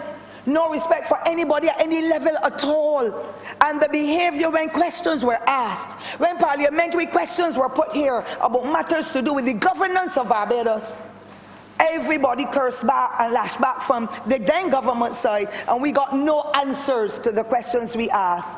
But the public wanted the answers, not us as the parliamentarians, sir, alone. We wanted the answers. And when they came in 2013 and they said they had these pillars of future success, socially, pillar one was socially. I believe that was socially viable, economically viable and developmental, environmentally sound practices, good honest governance and all that. We saw every sector of the governmental agencies crap at the center. And I know that there are some situations, sir, that will be tangential to what is happening here, so that I will have to mention. They promised to build the families and the economies, I said earlier, and have sought to destroy it all. We have families now who are suffering in a way that reminds me as to when I was a child in the 1950s, sir, where families were poor, but they were proud. And they never sat back and waited for any handout from anybody. That last administration pushed Barbadians to a level of mendicancy that I had not seen ever in my life, because our poor people did not want any welfare. They did not know how to go, and they had many children, different from now with a one child and a two child or none. They worked hard in the fields, in the shops, in all aspects of living honestly to be able to raise their families. Now we have people who are at the welfare, and I empathize with them because they don't have another avenue because of the poor management of a Democratic Labour Party between 2008 and 2018 that has destroyed their hearts, their culture, their whole well-being. The Barbados Labour Party, Mr. Speaker, sir, is going to have to put them back on an even keel and to be able to say, thank you, Jesus, for another opportunity. Mr. Speaker, when I hear of the billions of dollars in debt and projects that were done and unaccounted for, and when I hear the names of persons being called who would have been a part of it, they did not face the electorate, sir, but they got the bounty, according to what we see in them documents, that did not fall off any truck. They are in the ministries. Some of the documents I understand were shredded, but God is such a good God. Those pieces of information are still being found, and persons must be brought to justice for wrongdoing before it's, if justice has to prevail. And only the little fella on the block with a spliff, or the person who shoplifts, or the person who has a confrontation with the neighbor or the family and a cuff in the eye and it bursts the cheek, and so they have to go to a court of law. Some have to go to prison. Be jinxy rich people got to go to prison too, who have broken every law in the book, Mr. Speaker, and brought the name of Barbados to be sullied in a way, because Barbados was known across the world as the gem of the Caribbean, the place where you go to have fun. You can have your wine, you can have your rum, you can have your dance and so on, but we were never seen as a bunch of crooks. And in the Caribbean, we hear of ministers of government who have been brought before the court of law and put in prison too. We know of people across the world who have had to face all kinds of investigations and have been brought to justice once they were found guilty. I want the ones that were here to be brought to justice. Mr. Speaker, sir, I will not rest. And if the honourable member for St. Michael East ever thinks that because of her elevation, sure, I will allow her to dream. She knows me like Matlock's sister. I'll be in her face all the time, because this court of law must bring justice to the people of Barbados and the high expenditure and loss of funds or unaccountable funds that these people cannot tell us about it. The squandermania in this place has placed our economy into a stranglehold where the billions of dollars in debt and the loss of finances cannot be traced, cannot be found, except in files, or we can see it on the road in some fussy big cars and jeeps. And people who have got new free spots of land over in St. James because they were the cohorts of the Democratic Labour Party, of a 6-story building over in Vaucluse in an industrial environment, and not a fella can go in it now, sir, almost a year since then. And sanitation authority is cringing at the sides for big excavators, if that's what you call them, up in Mangrove landfill, being rented for $200,000 and $300,000 a week, or a month for that matter, when the amount could have been put to buy new equipment to look after the needs of Barbados and the Sanitation Services Authority. Of the Transport Board, I looked at my phone last night, a lady sent me a picture of the Transport Board previous to May 2008, where a whole plate from the back of the bus, I don't know how those people going to district, they were able to travel in that bus. Not a single bus they didn't buy in 10 years. Not a sanitation truck. But the money just was whittled away. Housing, but that is another terrible fiasco, because this is what this is about. Our schools, where chairpersons of board last summer, just before the government changed, for the summer program, where a chairman, I was told, and that evidence is good, told the board member, the person who would win the contract, when he said it's going to be $130-something thousand to repair the rural school at a secondary level, the person was told, make that contract amount come up to $400,000. You take $200,000 and give me the other $200 to run an election. Mr. Speaker, sir, I went to the credit union and borrowed the money to be able to run in an election to ensure that the persons whom I owed funds to, like businesses and so you have to feed your people, that the money was made available. I will not be bought or bossed by anybody. And the standards that were set by the last administration as politicians and as members of parliament and ministers is the worst ever in the history of Barbados. We cannot erase history, but we, the Barbados Labour Party, and any successive governments to come can put it right back up on an even keel and make a difference in our society, because we know about living just and being fair and being upright and transparent with what you do, we do, and giving good governance to the affairs of the country. Mr. Speaker, sir, the cost overruns in projects, don't talk about that. Serenada was sing for your steel in there. Mr. Speaker, sir, steel a day and nearly everyone.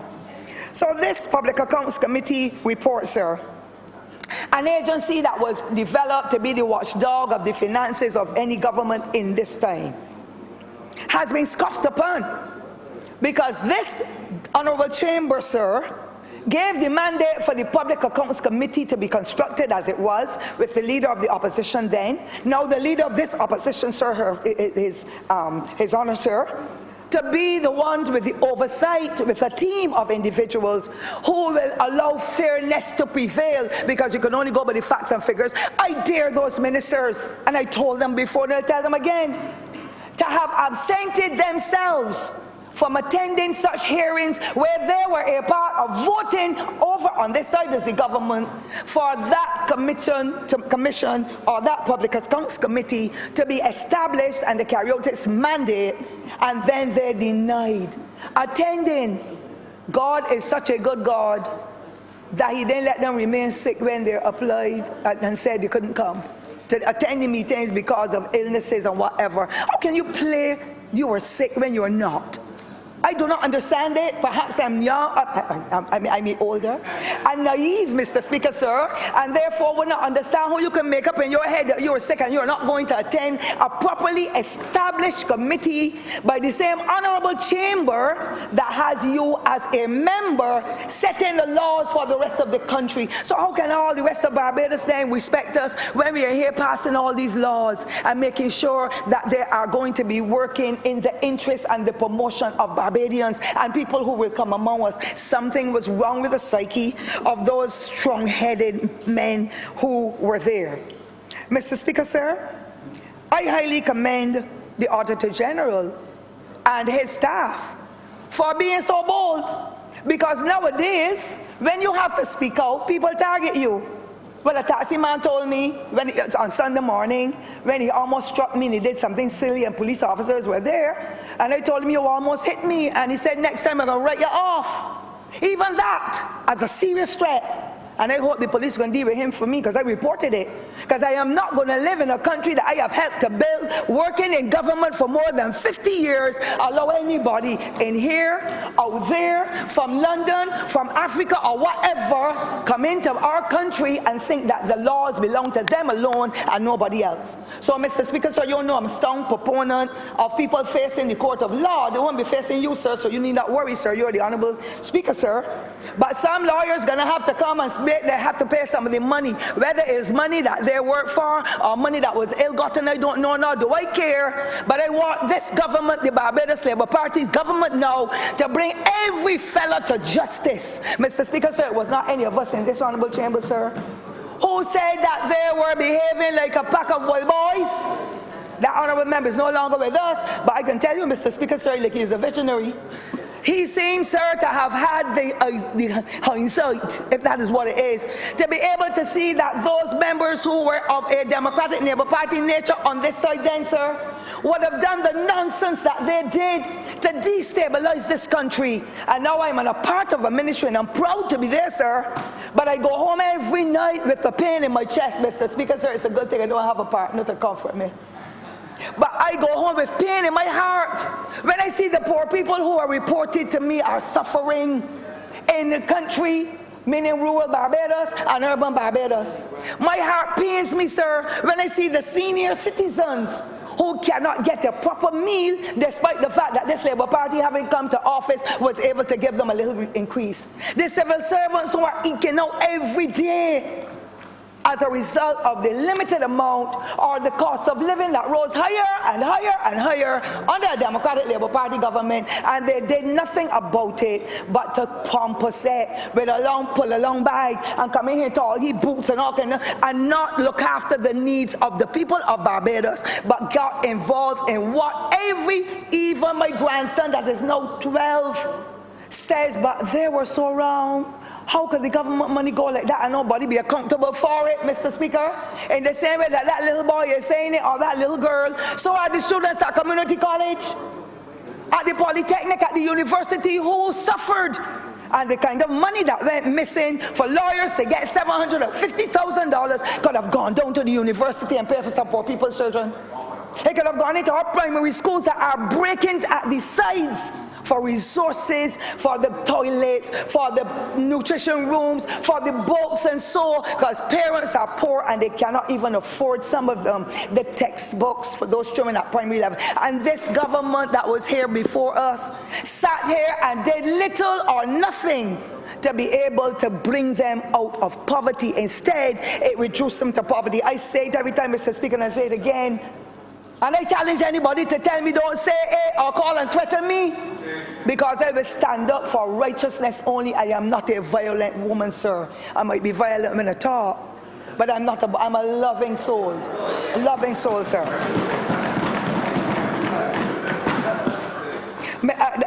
Mr. Speaker, sir, the honourable member for the city said he can testify. He seems to have more information. I remember I didn't hear that. You too, sir. I expressed judicial deafness at that. I didn't hear it. It was not meant for my ears. Man. Mr. Speaker, sir, I want to say, though, how I highly commend those people, and that's the point I was on, sir, for the service to this country year after year after year. Sometimes they don't even get a response.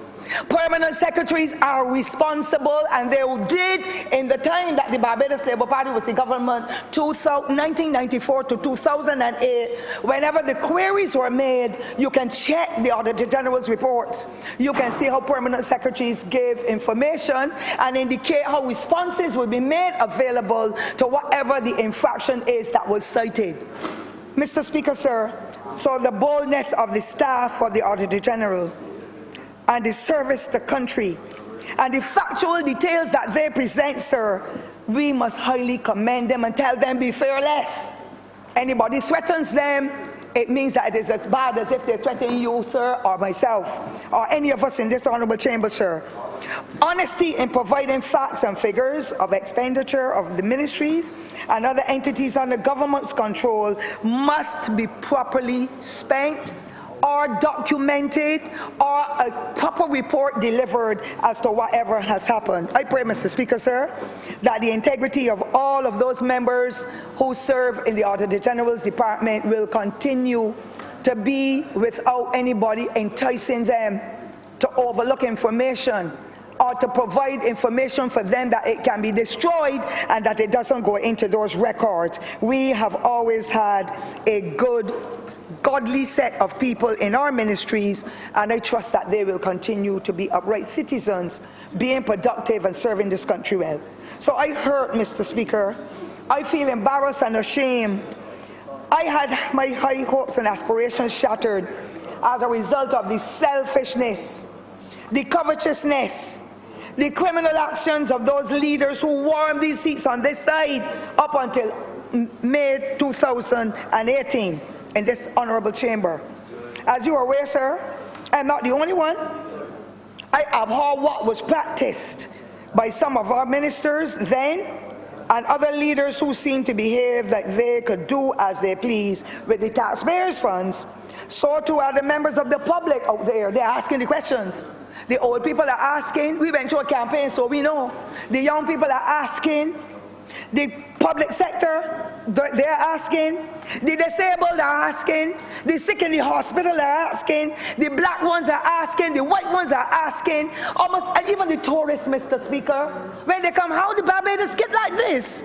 We've come here for 25 years. We've never seen Barbados' roads like this. We've never seen the bus service like this. We've never seen people so callous-minded. I can't speak like them, but I'm sure, sir, that whoever is taking the record understands. It says to me that they had grown accustomed to the high-quality standards of Barbadians. We call it Barbadiana of the highest order. Mr. Speaker, sir, I want to say that, you know, we set up the courts, and we know that laws are, and so on, and regulations must be adhered to. What example did we set for those poor people and the downtrodden? As a result of the transgression, sir, of those members of that last administration who breached every rule in the book, who said that they were nation builders, and now others are carrying the burden. And this Barbados Labour Party came in as a government and had to seek refuge and to seek guidance and support through the IMF and other agencies that have come on board because they recognize that Barbados was going down to an abyss. But thank God last week, sir, we heard that we are now turning a corner. It will take time. Together we will do it, and I admonish every honourable member in this chamber, sir, or those who may be off the island today, sir, and any other young person who wants to come into public and political office, adhere to rules despite whatever the outcome would be. Some days will be rainy days. Some will be cloudy. Most of them, however, in these areas in the tropics are sunny. And I believe that as long as people work towards achieving what they have, whether they have to go to lending agency, whether they can save the money, just do as our old parents do and put it in a tot and bury it somewhere that you know where you bury it and you can find it when you're ready. But don't go and dupe the public and put your hands in the public purse, or don't go when business people are coming and saying, I am going to build that building wherever it is. Take, for example, the Pine, where the water authority is. Or the same sanitation service, big 6-floor building in an industrial area where Cahill should have gone. And Cahill is another one where millions of dollars went through the headers. Today we haven't heard a word yet, but they intended to build it in St. Thomas. Well, God is so good it didn't happen. But I'm saying nobody, absolutely nobody, should be caught in the stranglehold of a businessman or woman or any international entity where you hear we're going to construct that building for $25 million and a minister or a member of parliament or a leader at all in the country says 25 million, make it 26, give me $1 million and let the rest go to the budget. That is what is being said on the ground, Mr. Speaker, sir. I am glad that the Ministry of Housing and Lands, a former permanent secretary, and others were able to give evidence to show the transgressions of the last administration. And I pray that we will never ever be foisted, they will never ever, or their kind will ever be foisted on the public of Barbados in any chamber that is called an honourable chamber again, because they have shown Barbadians we came from poor origins, humble origins. We were given an opportunity, but we came and we followed up. It is like how young people are saying it now, we want to get rich or die trying. Well, they have not died, as I said. But I hope that the prison that they are criticizing the Barbados Labour Party for building, constructing, under the astute leadership then of the Attorney General and the Honourable Prime Minister now, that prison that is one of the best in this hemisphere. I never heard of a soul get away from Dodge prison yet. Not a fella, as far as I'm aware. I can be corrected, sir. But Dodge prison was built and fortified, because if you are in prison, whether you're awaiting trial, so it means that you're still, justice will not prevail yet until you go to the court of law, or you have been condemned for doing wrong, nobody, as far as I know, sir, has been able to escape that prison. So I want to thank the prison officers and the prison chief. But it was built and fortified in that way, but we did not even know that sometime soon we may have to put a politician in there. And if a politician breaks the law, he has to be locked up, or she has to be locked up, as a little boy on the street with his spliff, as a little girl who's shoplifts, as a person who gets into bullying and does whatever that is wrong that harms anybody's life. And so I want, Mr. Speaker, sir, for justice not only to be done, but to seem to be done. So where are those hard-hearted, heavy-handed, criminal-minded, self-righteous, disrespectful, ungodly persons who mismanage the affairs of this country? Where are they today, Mr. Speaker? I have not set my eyes on one of them. Where are they now? All they did is try to assassinate everybody else's character. And the public is asking that. I am bringing the message from my constituents, sir. I am bringing a message from all the people in Barbados, because every last Barbadian calls me to say, want my husband to put in the district hospital. My child is not working, the house rent to be paid. And it was happening before that. Where are those people who have brought us to where we are today, Mr. Speaker, where we have to go to the IMF, where we have to bring in people to come and bring breakfast for children, where we have to have persons out there on the street feeding the mendicant people and the homeless? Where are the persons who have brought us to this position? I want justice to prevail. I am not going to rest in this Barbados Labour Party or in this country unless I get that kind of response, sir. Mr. Speaker, sir, I also want to indicate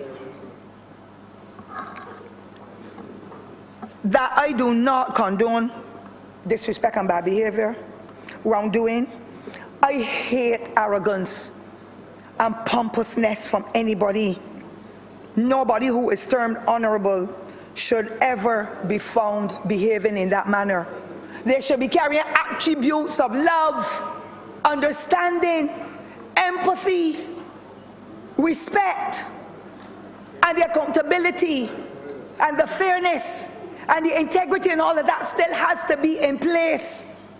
But I dislike arrogance, and I saw it permeate these honorable chambers, sir. Some nights when I went home, I could not sleep when I heard what was exposed from the mouth of people who said they got free education. I got none, thank God. Because if I had gotten free education, I had behaved like them, sir, I would not know where to walk. I would disappear.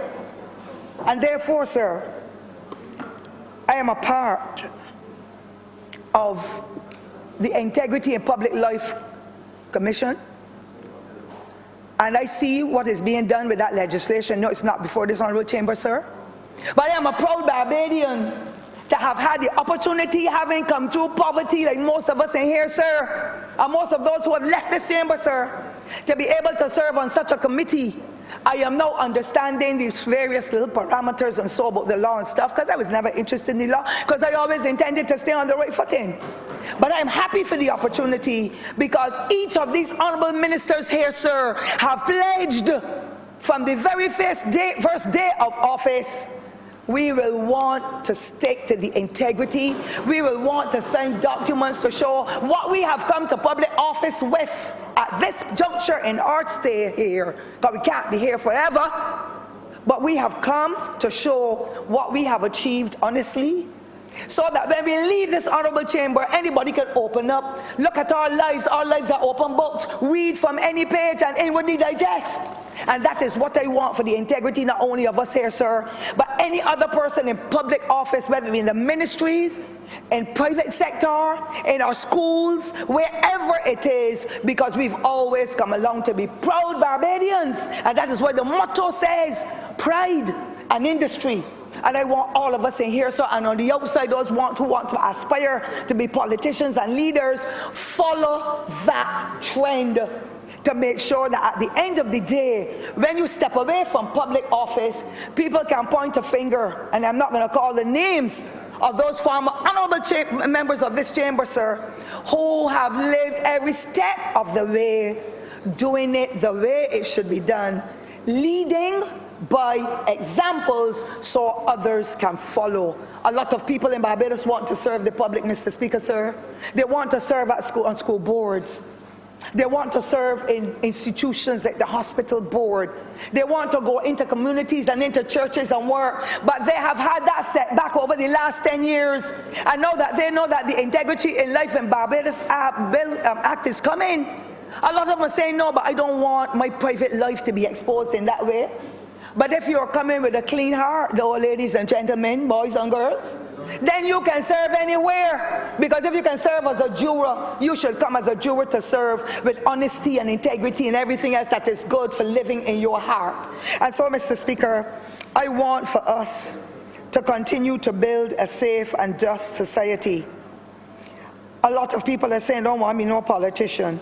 And they treat us with contempt, you know, Mr. Speaker. Even some of the people we work with, because they were so badly treated, they seem to think all of them is one, put them in a big pot, turn them out down the hill, let roll down. That's the mentality. So we are treated with contempt when we go places. We are despised at time, and you can tell when people turn up their noses. They don't get much of that, unless it's somebody who wanted something, couldn't find me, and you know how the mentality is. And I don't mind, because I'm not a malice person. But I know, sir, a lot of them say, they pillory us. Them thieves, let them go along. See, she gone. I remember. Wrapping up, sir? Yes, please. Oh, yes, sir. Thank you very much. I know I've made the point, though. I just want to say, sir, that you too, as a member, sir, coming into this hallowed chamber, as a member of Parliament and now to the elevation of His Honour, sir, you too will be pilloried. They will call you a thief too, sir. They will call you a vandal. They will call you a snob. They will call you a crook and a criminal. They will call you any, because that is how many of us are lumped together now. But I can speak boldly. I can speak boldly, sir, that I do not want to be placed in any big pot. I am not going to come to serve family and friends only. And our honourable members, sir, have pledged that they will follow the mantra of the Barbados Labour Party that says a better life for our people. Therefore, no distinction despite colour, class or creed, sir. We do not want to be stepping back in a history that was so well laid and prepared for us by the right excellent members who have gone before us, by those who are still living in our society, who are working internationally and locally and and regionally. We want, sir, for our politicians to be the best shining lights, and to be those with a good Christian or spiritual background. Because if you don't have that base and a conscience to be the correct kind of individual that you should be as a leader, crapo, smoke, or pipes. And so I close by saying, I want to thank you for the privilege, and I admonish our members here, sir, and all other young people, please, when they're coming to you and encouraging you to do wrongdoing and to give a blind eye to standards and principles and legal aspects of life, let them know God will provide. And sir, as I started, I will close. Unless the Lord watches the city, their watchman watcheth in vain. And we as a people must continue, sir, to look after the needs and the interests of others, but to ensure that our future will become a bright one, because we will continue to do what is right, what is fitting, what is honest. So when our legacy has to be brought to the fore, people can say, that guy from St. Philip West was a decent Calypsonian and politician because he had integrity. That young man from the city of Bridgetown, firm, honest, upright. The honourable member for the city, sir. The honourable member, sir, from St. James Central, he has no choice because he rubs me. Can the honourable member wind up, please? Yes, sir. And sir, the whining that I will do, once the perpetrators that have been highlighted here are brought to justice, sir, I am going to whine to some music, because somebody has to get locked up for the government friends that cannot be accounted for. I thank you, sir, for your kindness.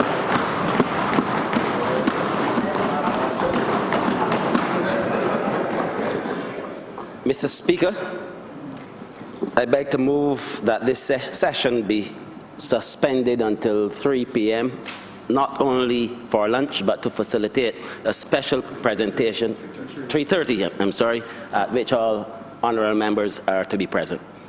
The question is that this honourable chamber be suspended until 3:30 p.m. All those honourable members in favour, please say aye. Aye. Those against, please say no. We think the ayes have it. This honourable chamber is suspended until 3:30 p.m.